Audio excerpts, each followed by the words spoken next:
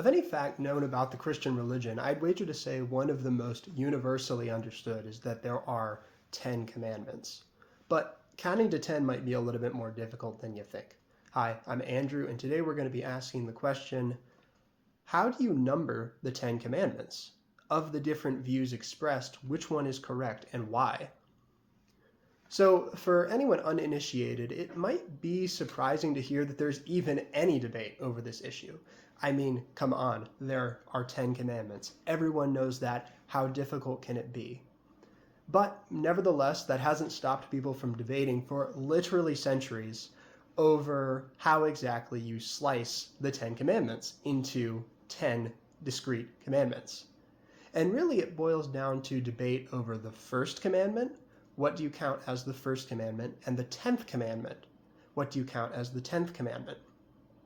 And our English Bibles, if you notice, will actually tend to enforce the numbering system of the translator based on how it manages white space. Watch out for it after watching this video.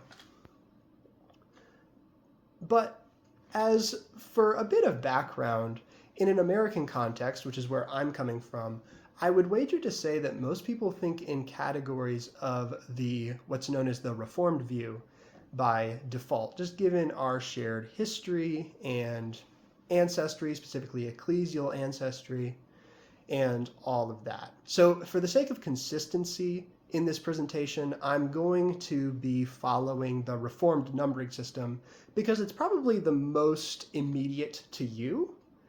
And it's just going to keep us from getting confused as we go along, hopefully, though I think it'll get confusing anyway.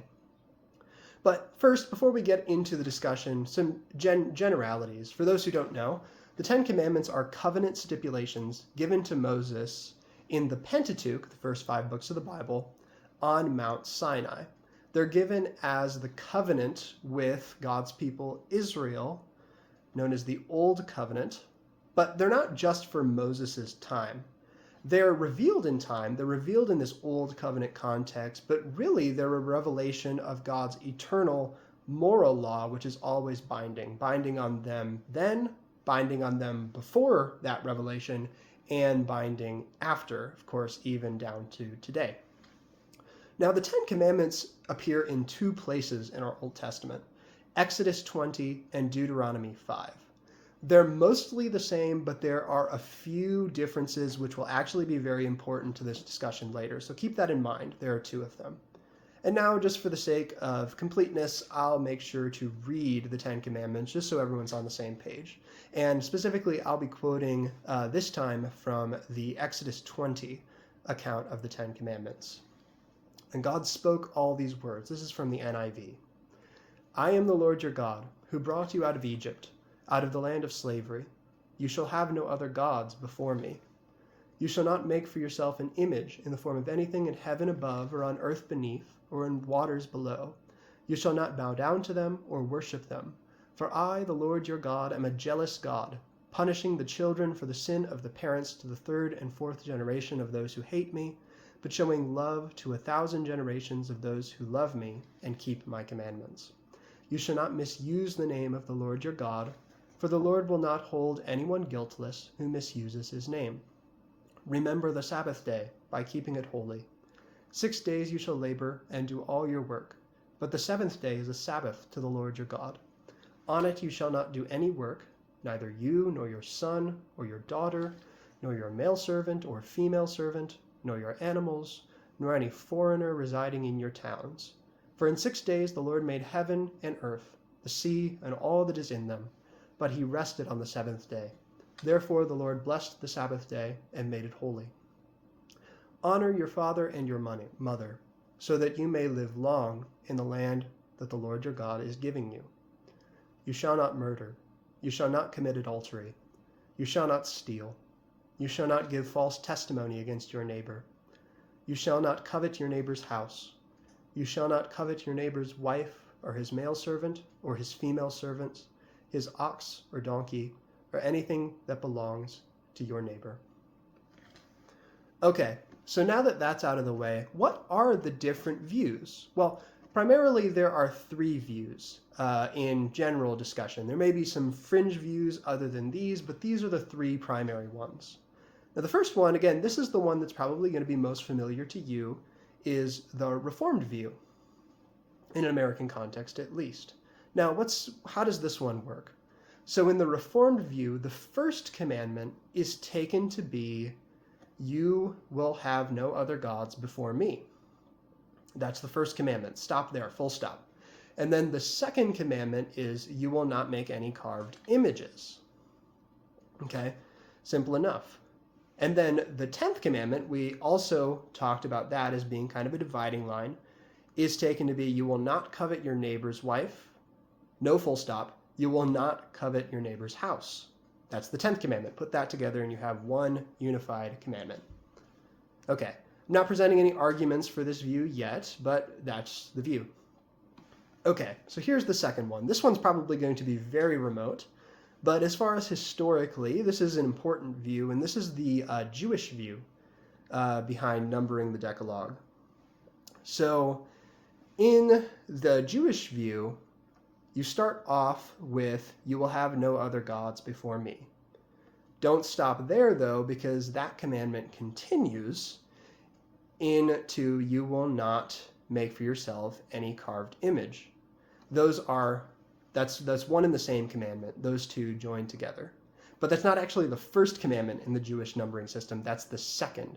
Because in the Jewish numbering system, that's actually taken to be the second commandment, sorry.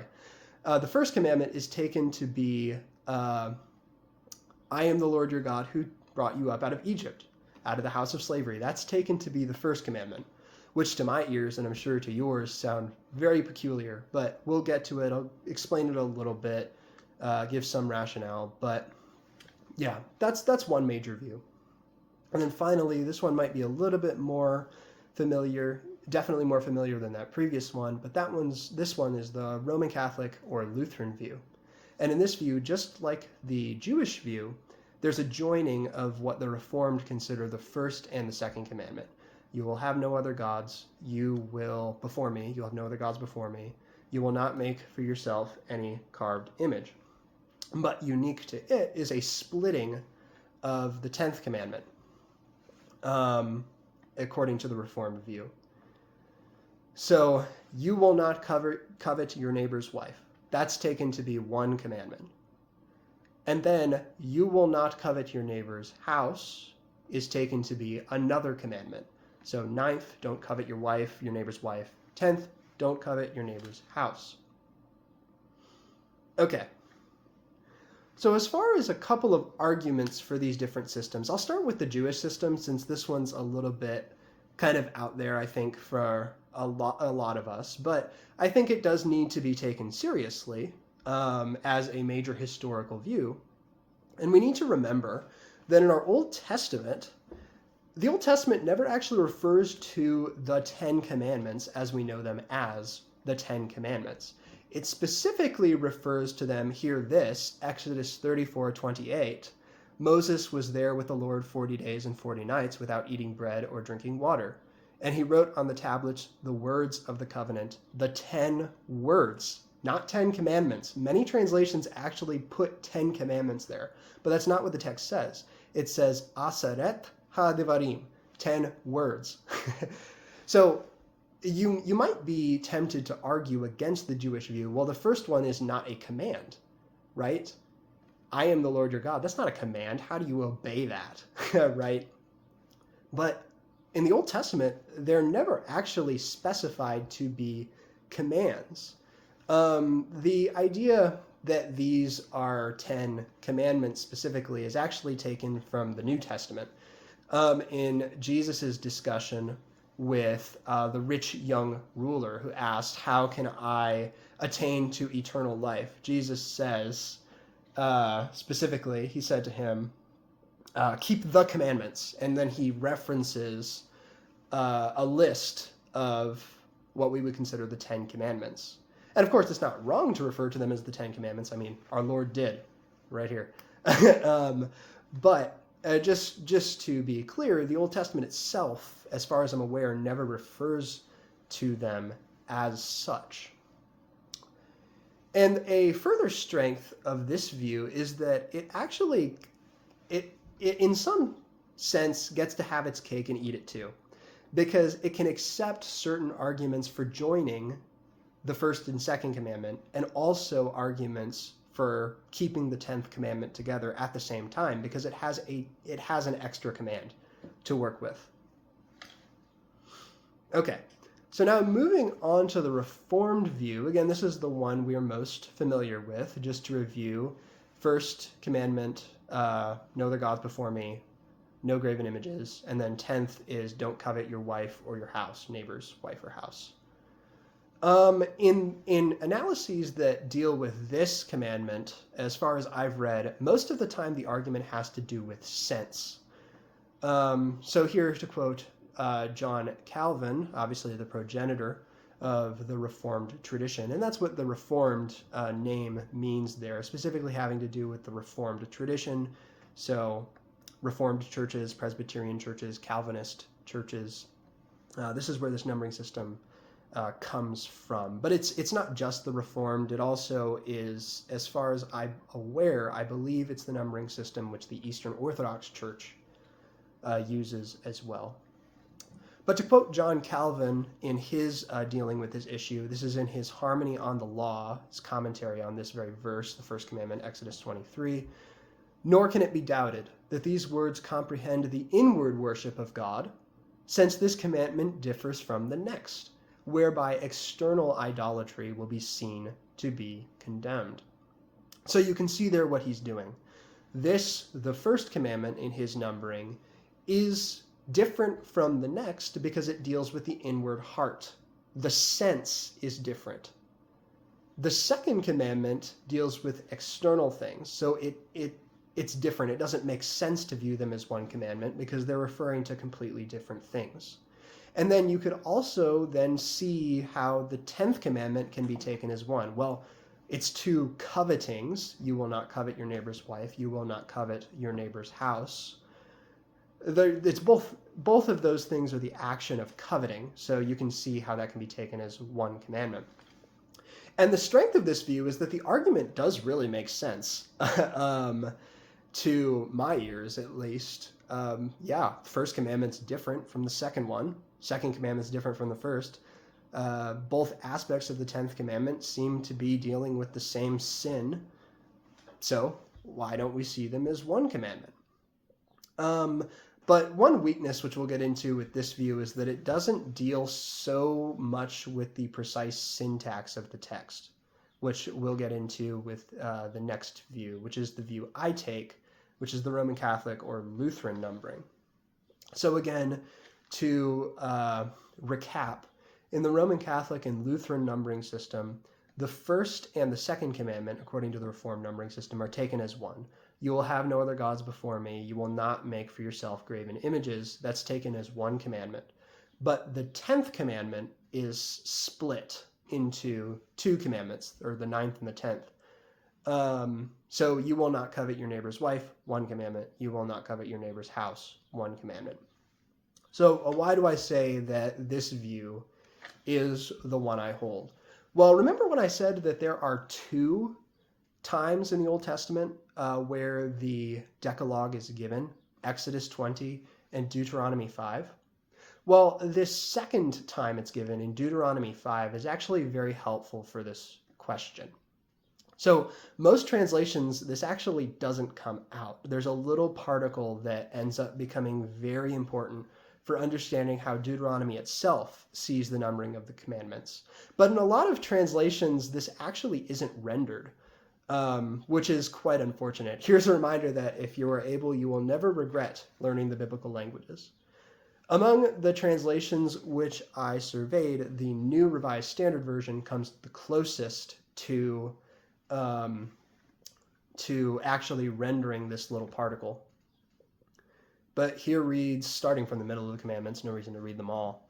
You shall not murder, neither shall you commit adultery, neither shall you steal, neither shall you bear false witness against your neighbor, neither shall you covet your neighbor's wife, neither shall you covet your neighbor's house or field or male or female slave, etc. So notice that neither there. Tried to emphasize it as I was saying it because it's important. In Hebrew, this is what's known as the vav conjunction, and it's our equivalent with the English word and. I should have editing in post the Westminster Leningrad Codex up on the screen right now, and I've highlighted it. You see it's that little vertical stroke. And that's basically our word for and. And you can see in this section of the Decalogue, this word, this little word or particle is used to separate the different commands in this section, at least in this second half.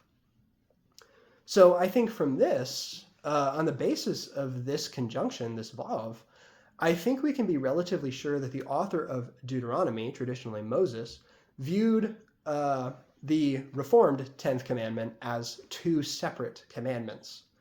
So for him, the 9th and the 10th, which obviously then disqualifies the reformed view. And we'll get into dealing a little bit with the sense counter-argument in a second. But okay, now this doesn't technically disqualify, well, this also disqualifies the Jewish view, which would also join this commandment. But we haven't dealt with the Jewish view yet. Should we view the first commandment as, or the prologue, sorry, to the Decalogue as another commandment? It's an interesting question, or more accurately, a word. Made all that fuss about it in the beginning and then forget. But one important thing to remember is that the Old Testament is a very ancient document. And we have some parallels to similar documents made in the ancient worlds, specifically other covenant documents. Remember, the Ten Commandments are covenant stipulations. So we can look at some of these other covenant documents to get a sense for some of its idiom or some of their idiom, and then compare with our canonical Hebrew Old Testament to determine, okay, what am I looking at? What context should we be thinking? Is this some sort of treaty? Is this, if I read one type of literature, I get better at understanding every instance of that type of literature. So to hear that we have more data regarding Old Testament covenant documents, well, we can read other ones and we can better understand the canonical instances. So what do these other documents point us to? Well, in a lot of these other documents, they will actually begin with what's known as a historical prologue to the covenant documents. Basically, it's talking about, or it's trying to describe the historical relationship, the conditions under which the covenant is being made. So it's kind of setting up the relationship between the two parties in the covenant, which forms the basis for then what follows. So we can quote one scholar, actually two scholars wrote this book, this Gentry and Wellham, in their book Kingdom Through Covenant. It's a Baptist biblical theology. But they actually have a very helpful section on the Ten Commandments, which I read through quite a bit in preparing for this video. But to quote them, some scholars and traditions have construed the first of the 10 words as Exodus 20:2-3. That's what I'm saying is the prologue.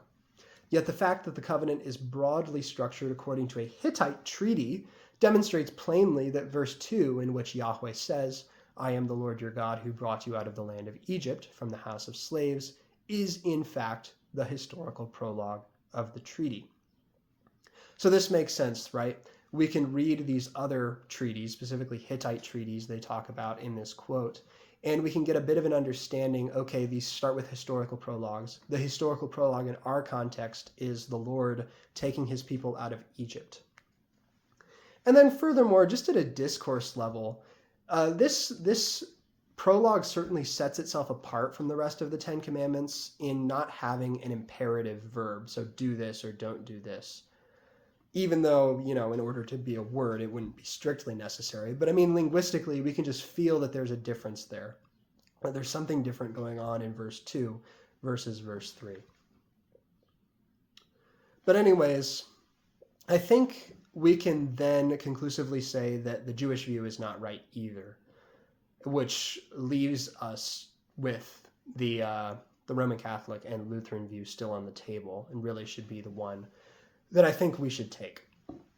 So back to some of the questions which are raised by the Reformed view, though, I want to tackle a little bit this sense argument, because immediately we're left kind of wondering, okay, if the first commandment and the second commandment, if that's really one commandment, why are they one commandment? You will have no other gods before me. You will not make for yourself graven images. Those seem like different things. I sympathize a little bit with that sense argument. And I think a lot of that comes down to our interpretation of what the first commandment actually means, which I think is taken for granted in a lot of discussions on this topic, at least at the lay level. But it's a lot more complicated than you might think. Now, in the English tradition, I think we default to thinking this command as a command about our priorities. Don't prioritize other gods over the true God, Yahweh. And in the English tradition also, idolatry can be anything which is given too much priority, not necessarily a cultic action. So playing too much video games can be idolatry, having video games be before God. And of course, I'm not trying to imply that these things are of no concern, but the question is, what does the first commandment mean? As an example of an interpretation of this in the English tradition, take a look at the Westminster Confession of Faith, which takes it this way, in the Westminster Shorter Catechism, which I think is pretty representative for how I think most people just kind of default to thinking about it. The first commandment requireth, I like it, us to know and acknowledge God to be the only true God and our God, and to worship and glorify him accordingly. That's question 46 of the Westminster Shorter Catechism. Okay, so that seems pretty straightforward, and on an English kind of survey, that definitely makes sense. But what's the problem here? I've been kind of hinting that there's a problem. And the problem is the meaning of this little phrase, before me, in English, al panai in Hebrew. In English, we can make good sense of this. Don't have any other gods before me. Again, don't prioritize other gods before me. But in Hebrew, this phrase is a bit puzzling to find here. Like, it's a bit difficult to determine what this phrase actually means. Literally, it means before my face. So don't have any other gods before my face. And you might think, what does that mean? Like, okay, what are you commanding me not to do? And I think ancient readers also felt this kind of tension. Other ancient non-Hebrew versions of the Bible actually read, except here. You will have no other gods except me. The Septuagint renders it with the Greek word blein. You'll have no other gods except me, or but me. But certainly we should think of before my face to be the original reading. I mean, can you imagine someone replacing except with before my face? Like, it doesn't make the text easier to read. So what would be the motivation for changing it? So I think before my face should be the reading we should take for the Hebrew. But what does that mean? The Westminster Shorter Catechism, again, provides an attempted explanation of this, but I think it misses the mark quite a bit. So to quote the Westminster Confession again, these words, before me, in the first commandment, teach us that God, who seeth all things, taketh notice of, and is much displeased with, the sin of having any other God. So to have a sin before his face, when speaking of God, is for God to be able to see it, to really understand it. There are no sins that are hidden from his sight, put in other words. But the problem is that this before my face language is certainly spatial if you survey the usage in the Old Testament. So to say that something is before my face in Hebrew idiom, or before you, or before your face, or before his face, it's actually a common phrase in Hebrew, and it usually means in front of me. You'll have no other gods in front of me. And again, we're left again, what does that mean? Certainly you could make the Westminster Confession's explanation kind of work with that, but it's kind of forced. Like, it's hard to test, and I think there are better explanations than the one that the Westminster Confession provides. The book that I cited earlier, Kingdom Through Covenant by Gentry and Wellham, actually attempts to provide an explanation for this too, and I'll read a quote in which they explain their view, and actually they're quoting another scholar.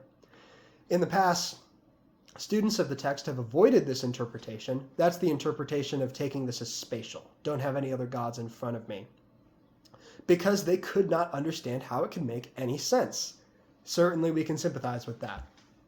Data from the ancient Near Eastern culture now illuminate how a spatial sense is eminently suitable. In the culture of the ancient Near East at this time, the gods operated within a pantheon, a divine assembly. John Walton argues that the first commandment is distinguishing Yahweh from this common understanding of deity in the ancient world. So what do we make with that? I think that's closer to on the money, but ultimately I'm not going to fully agree with Gentry and Wellham. And that's because I actually don't think it goes far enough in pushing this spatial element, and also particularly with the command aspect of it. How is to imagine other gods working in consort with Yahweh, to believe that he's in this pantheon, how is that to put another god spatially before him? Certainly the text could have said, you will not think of me as working with other gods. It could have said that. So I'm not fully convinced, but I think that Gentry and Wellham's explanation is actually closer.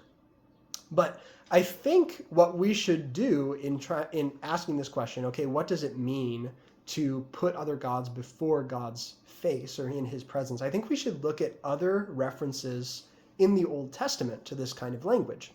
And it actually does appear quite a bit. And I think this is very helpful.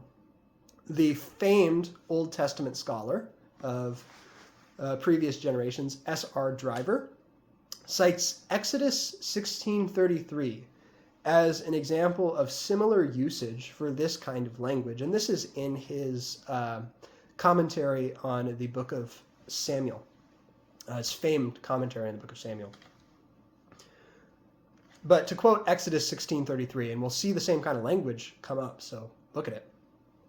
And Moses said to Aaron, "Take a jar and put an omer of manna in it, and place it before the Lord to be kept throughout your generations." So notice how Aaron is putting this omer before the Lord. Well, what are we supposed to imagine? Are we supposed to imagine Aaron climbing up to heaven, maybe taking Jacob's ladder and placing this little bit of manna before God? Well, no. What we're supposed to imagine is Aaron taking this omer and putting it inside the Ark of the Covenant. That's what it means to put it before God, is to put it in God's sanctuary, specifically the place where God's Ark is. So I think this is very helpful for understanding what the first and second commandment, again put together, means. It doesn't mean to have other gods. It doesn't mean to prioritize other gods to the true God, although that certainly is implicated. I think it has everything to do with pagan worship, such that to place another god in Yahweh's presence is to put the idol of another god into his temple, into his sanctuary. And therefore, you can then start to see if we're operating under this explanation of what the text means, then I think it becomes kind of obvious how this fits in with the second commandment, because that begins to describe crafting the idols that you would then put into the sanctuary if you're going to disobey the commandment. So I think that helps us understand the sense of this, to really make sense of what this means. And for all these reasons, I think that the Roman Catholic or Lutheran view, which is my view, is very defensible, and I think it's the view that we ought to be taking. So in conclusion, what are some takeaways? I think in discussing something like this is obviously something a lot of Christians disagree on. How important is this issue? And really, this is not a big deal at all, in my opinion. The commandments are all the same, nevertheless. It's not like some traditions cut out some of the commandments. Excuse me. It's just a matter of numbering the commandments. But obviously, every Christian tradition, every genuinely Christian tradition is going to have all of them, no matter how exactly they number them. But I want to say that this issue is more than unimportant, though, because I think it does affect how we think of the commandments and how we connect them to each other. So, for example, in some Reformed views, obviously holding to the Reformed view of the Ten Commandments and numbering them, because of this emphasis on the second commandment as making images of the deity, kind of divorced from idolatry specifically, it's taken as sinful to make any sort of artistic representation of, say, for example, Jesus, or in some explanations, anything. And I think if you were to take this to its logical extreme, you would have to say anything, because it doesn't say don't make images of God or Jesus. It says don't make images of anything in heaven above or on the earth beneath. But I think in understanding these two commandments together, we can see that the context is plainly, specifically, idolatry. But I wouldn't say this is a big enough issue that we should be killing other Christians or throwing rocks through their church sanctuaries because of it. Again, even though they have a wrong view of numbering the Ten Commandments, in my view, they still have the Ten Commandments. It's not like they've lost the deposit of the faith or anything extreme like that.